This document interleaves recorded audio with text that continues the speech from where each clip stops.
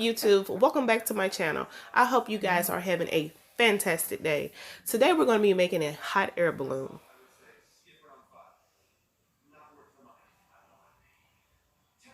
So first what you need to do is get you a base. You can use a box, you can use a basket, you can wrap it. You don't have to necessarily use what I have. You can use whatever is good for you. Then blow up 55-inch balloons. And then all thing you have to do is hot glue them to your 16-inch balloon. Grab your sticks and hot glue them to the inside, your 16-inch balloon on top. There you have it, your hot air balloon.